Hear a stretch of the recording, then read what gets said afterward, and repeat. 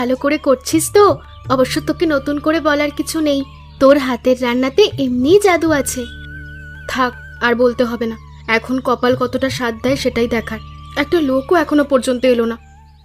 আসবে আসবে, তুই মন দিয়ে রান্না করতে থাক। দেখছিস না পটলের থেকে চা খাচ্ছে কত লোক, তারা তো দেখছে আমাদের হোটেল, নিশ্চয়ই আসবে। সত্যি যদি এই হোটেলটা চলতে শুরু করে একবার, তাহলে অন্তত আমাদের পেটের ভাতটা জোগাড় হবে।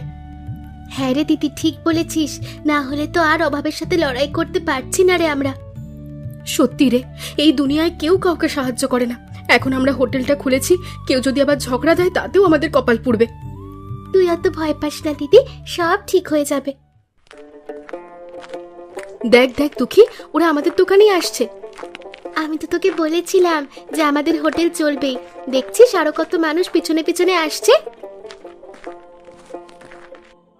তোমরা বসো, আমি রান্না করতে থাকছি, আর দুঃখী তোমাদের খাবার দেবে।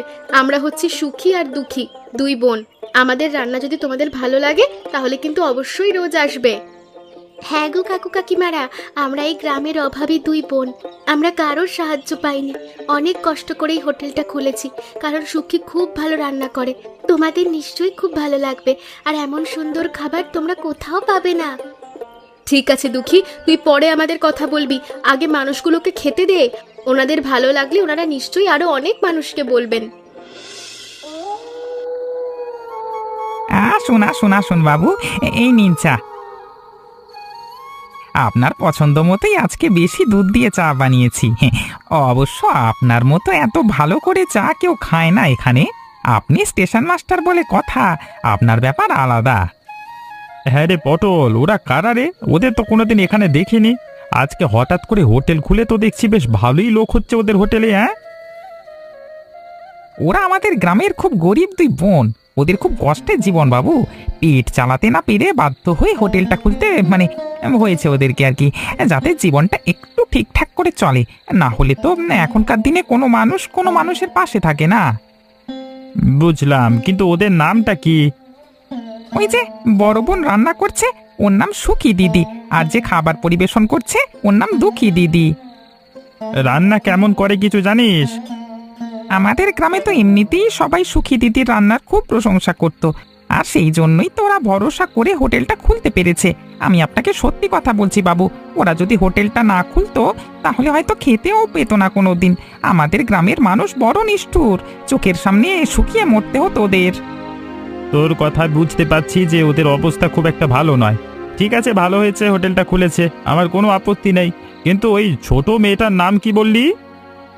দুঃখী দিদি, এমনিতে খুব চালাক আর খুব ভালো কথা বলে। নাম দুঃখী হলেও এমন সুন্দরী তো আগে দেখিনি, বেশ পছন্দ হয়েছে আমার। বলছি শোন পটল, তোকে একটা কথা বলছি, মন দিয়ে শোন। কি বাবু? ওই যে ছোট মেয়ে দুঃখী, ওকে আমার খুব পছন্দ হয়েছে। মনে লেগেছে বলতে পারিস, তো তোকে একটু কথা চালাতে হবে যে। সে ঠিক আছে, কিন্তু দুঃখী দিদি কি মেনে নেবে? আরে তার মানে আমি হচ্ছি এইখানে স্টেশন মাস্টার, ওরা গ্রামের সামান্য গরিব দুটো মেয়ে, আমার থেকে ভালো ছেলে পাবে কোথায় ওরা? তুই বেশি নিজের মাথা না গলিয়ে আমি তোকে যেটা বলছি তুই সেটা কর। তুই বেশি বুঝিস নাকি আমার থেকে? আরে আমি কত টাকা মাইনে পাই জানিস তুই? এই গ্রামে কারোর মুরদ নেই আমার উপরে কথা বলবে। হ্যাঁ,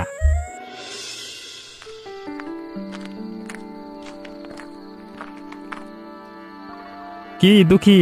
অবশ্য আমি ঠিক শুনেছি কিনা জানি না, তোমার নাম দুঃখী তো? হ্যাঁ বাবু, আপনি ঠিক শুনেছেন, আপনি স্টেশন মাস্টার তো? হ্যাঁ, আমি স্টেশন মাস্টার। কই তোমার দিদিকে তো দেখছি না। দিদি সারাদিন রান্না করে ঘরে গেছে, আমিও এবারে বাড়িতে যাব। তার আগে এইসব জিনিসপত্রগুলো পরিষ্কার না করলে কালকে তো দোকান খুলতে পারবো না। বাহ, বেশ বেশ, তোমরা তো দেখছি বেশ কাজকর্মে পাকা। বলি কি, তোমার দিদি যখন নেই তখন ভালোই হয়েছে, তোমার সাথে গোপনে কিছু কথা বলা যাবে, বলতে পারো আমার মনের কথা। আপনি কি মনের কথা বলবেন আবার? আর দিদি নেই তাতে ভালোটাই বা কি হয়েছে? তার আগে বলো, তোমাদের হোটেল ভালো চলছে তো? হ্যাঁ চলছে একরকম, সবে তো খোলা হলো। এবার ধীরে ধীরে মানুষজন যত জানবে তত আসবে, তবে আমাদের রান্না নিয়ে কেউ দুর্নাম করেনি। ঠিক এই জন্যই তো তোমাকে আমার ভালো লেগে গেছে। হ্যাঁ, তোমাদের এত প্রতিভা, অথচ এই সামান্য জায়গায় থেকে এভাবে তোমরা মাথা গুঁজে পড়ে আছো দেখে আমার খুব মনে কষ্ট হয়েছে। তাই আমি তোমাকে আমার মনে জায়গা দিয়েছি, তুমি আমার সাথে চলো। কি বললেন আপনি? আপনি এত বড় একটা উচ্চশিক্ষিত মানুষ হয়ে এমন নোংরা কথা বলতে আপনার মুখে বাঁধলো না? আপনার কথা আমি অনেক শুনেছি। আপনার কথা শুনে আমার মনে একটা সম্মানের জায়গা ছিল, আপনি সেটা শেষ করে দিলেন। আহা, রাগ করছো কেন? রাগ করছি না, আমি স্পষ্ট করে বলছি, চলে যান এই দোকান থেকে। দেখুন, আমরা পেটের দায় দোকান করে সৎপথে চলছি, আর সততার রাস্তা আমরা কোনোদিন ছাড়বো না। আপনি যদি কোনো কুমতলব এনেও থাকেন, তাহলে আমাদের দোকানের দিকে একদম ছায়া মারাবেন না। কি বললি তুই? এই জায়গার মালিক আমি, আর তুই আমাকে অপমান করছিস?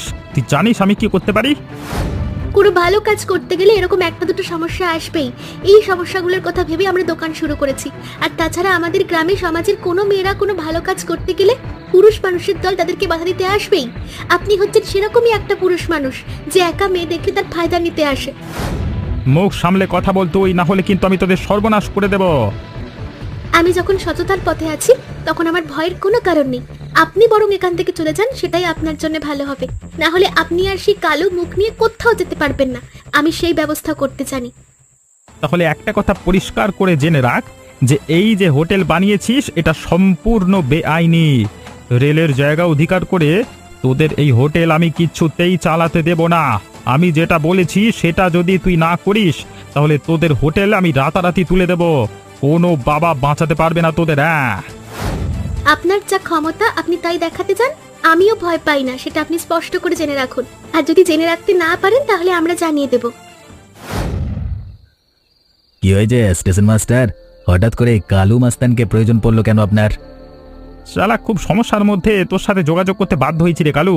আমার মাথার উপরে বিশাল বড় একটা অপমানের পাহাড় ঝুলছে, তোকে বদলা নিতে হবে বুঝলি। আমি তো শুনেছি তুই এই ধরনের কাজ করিস খুব ভালোভাবে, তাই তোকেই ডেকে পাঠালাম অন্ধকারে। তবে কাজটা করতে হবে কিন্তু খুব গোপনে লুকিয়ে, কথাটা মনে রাখিস। আপনাদের মতো ভদ্রলোকের কাজ করতে আমার বরাবরই ভালো লাগে। এই যারা দিনের বেলায় ভালো মানুষ সেজে সবার মধ্যে থাকে, আর রাতের বেলায় তাদের অন্য রূপ ফুটে ওঠে। দেখ, তোর সামনে আমি জ্ঞান শোনবার জন্য আসিনি। যা বলবো সেটা তোকে করতে হবে, কথাটা মনে রাখিস। ঠিক বলেছেন, ঠিক বলেছেন। অবশ্য আমি টাকা পেলে আরো সব ন্যায় নীতি ভুলে যাই। টাকা আমার কাছে সব। এবারে ভালো করে খুলে বলুন তো, কে আপনাকে অপমান করেছে আর কাকে টাইট দিতে হবে? এই জায়গার রাজা আমি। সরকার আমাকে পাঠিয়েছে এই জায়গায় রাজত্ব করতে, আর ওই সুখী দুঃখী ওরা দুজনে মিলে আমাকে অপমান করে ওদের হোটেল থেকে তাড়িয়ে দিয়েছে। এমন ভাব দেখিয়েছে যেন জায়গাটা ওর বাপের। বিশেষ করে এই দুঃখী মেয়েটা 1 নম্বরের বদমাইশ। ওর অহংকার যে করে হোক ভেঙে দিতে হবে। তা কি করতে পারি আমি? ওদের এই হোটেলটা আজকে রাতের অন্ধকারে একেবারে ভেঙে গুঁড়িয়ে দিবি। সাবধান, কেউ যেন কিছু জানতে না পারে। আর টাকা যখন দিয়েছি তার বদলে শুধু কাজ করা নয়, মুখটাও বন্ধ রাখবি। কাউকে কিছু বলবি না এই বিষয়ে।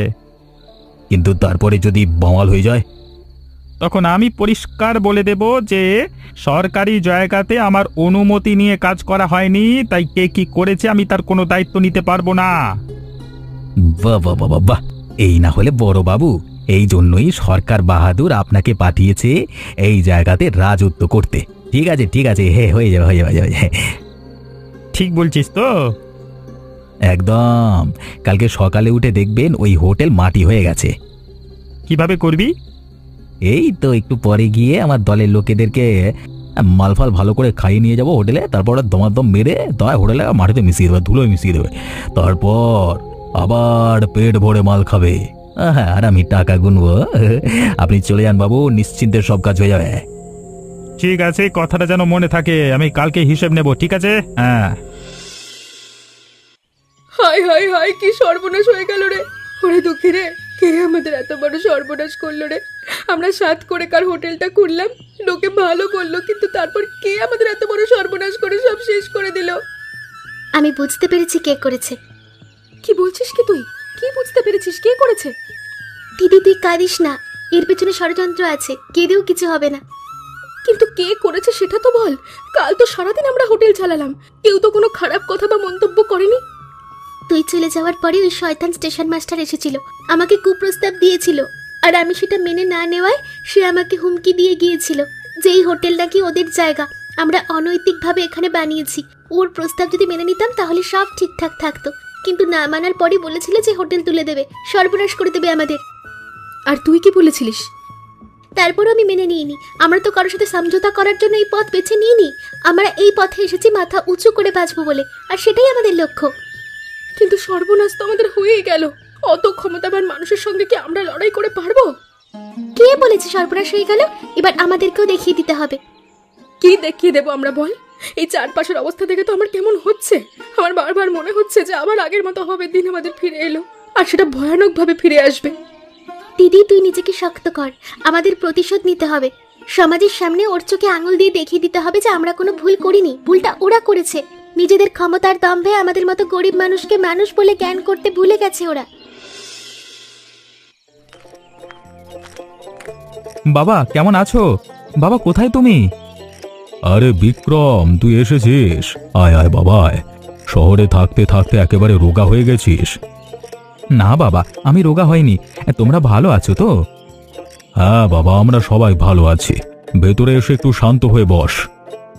গ্রাম কেমন চলছে? গ্রামের সবাই ভালো আছে? হ্যাঁ, গ্রামের মানুষ যেমন থাকে তেমনই আছে। এমনিতে সব ভালোই চলছে। জানো তো বাবা, এতদিন শহরে থেকেও আমি গ্রামটাকে কিছুতেই ভুলতে পারলাম না। অত দূরে থেকেও আমার গ্রামের কথা বারবার মনে পড়তো। সেজন্য পড়াশোনা শেষ হতেই তো আর দেরি না করে ছুটে চলে এলাম। ঠিক আছে, তুই আনন্দ করে এখন গ্রামের মানুষদের সাথে মিলেমিশে থাকবি, আমার কোনো আপত্তি নেই। আর তার সাথে তোমাকে দেখবার জন্য মনটা বড় ব্যাকুল হয়ে উঠেছিল। হ্যাঁ রে বাবা, ধীরে ধীরে আমি বুড়ো হচ্ছি। এখন থেকে সব কাজ, সব দায়িত্ব গ্রামের তো তোকেই নিতে হবে। ভেতরে এসে খাওয়া দাওয়া কর, শান্ত হয়ে থাক, তারপর ধীরে ধীরে গ্রামের মানুষের সব দায়িত্ব বুঝে নিবি। আমি আর কতদিন প্রধান হয়ে থাকবো বলতো? এবারে তো তোকে এই হাল ধরতে হবে।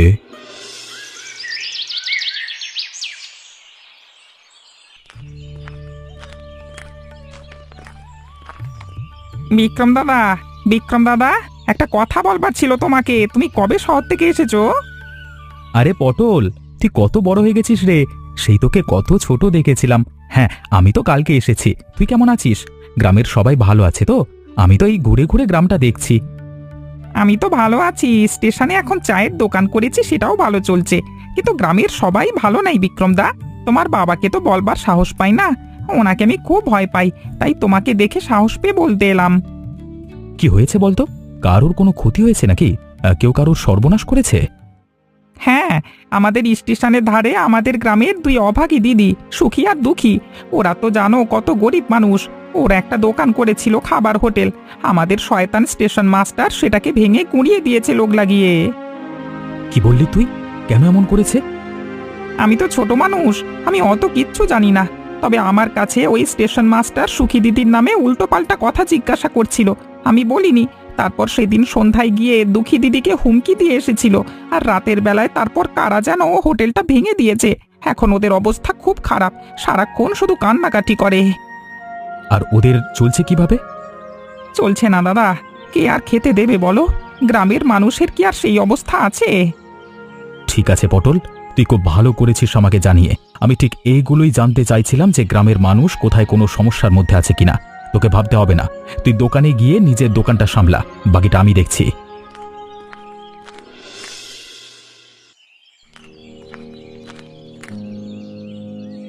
কি হয়েছে তোমাদের? আমি যতদূর যা শুনেছি, তোমাদের এই হোটেল ভেঙে গুঁড়িয়ে দিয়েছে একদল শয়তান। আমাকে খুলে বলো। আমাকে ভয় পেতে হবে না। আমি ঠাকুর মহেন্দ্র সিং এর ছেলে বিক্রম সিং, এই গ্রামের ভবিষ্যতে জমিদার এবং প্রধান। দেখতে পাচ্ছেন না আপনি চোখে? ওই শয়তান স্টেশন মাস্টার আমাদেরকে কুপ্রস্তাব দিয়েছিল, আর আমি সেটা না মেনে নেওয়ায় আমাদের হোটেলে গুন্ডা লাগিয়ে কিরকম ধ্বংস করে দিয়েছে। কি বললে তোমরা? আমি ঠিক এটাই জানতে চাইছিলাম। আমাদের গ্রামে থেকে এত বড় অনৈতিক কাজ, এত বড় অন্যায় আমি কিছুতেই মেনে নেব না। আর সঙ্গে বলেছে যে এই জায়গার মালিক ওর নিচে, ওর উপরে কারোর কথা চলবে না, তাই ওর যা ইচ্ছা ও তাই করবে আমাদের সাথে। এত বড় সাহস! সামান্য একটা চাকরি করে নিজেকে মালিক ভেবে নিয়েছে।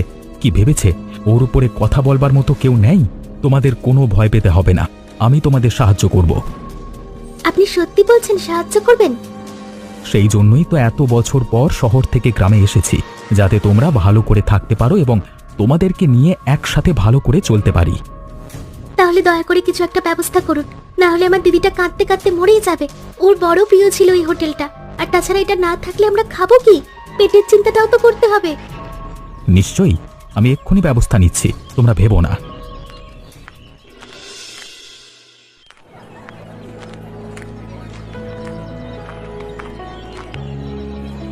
তোমার নাম রমেশ? তুমি এখানে স্টেশন মাস্টার? হ্যাঁ, আপনি কে? আমি এই অঞ্চলের জমিদার এবং এই গ্রামের প্রধান ঠাকুর মহেন্দ্র সিং এর একমাত্র ছেলে বিক্রম সিং। ভবিষ্যতে আমি এই অঞ্চলের জমিদার হতে চলেছি খুব শীঘ্রই। আরে আসুন আসুন আসুন আসুন বাবু, আপনি আমার সাথে দেখা করতে এসেছেন, আমার সৌভাগ্য। বেশি নাটক করতে হবে না রমেশ তোমাকে। আমি তোমাকে কিছু জিজ্ঞাসা করব, সেগুলোর সঠিক সঠিক উত্তর দেবে তুমি। কি জানতে চান বলুন।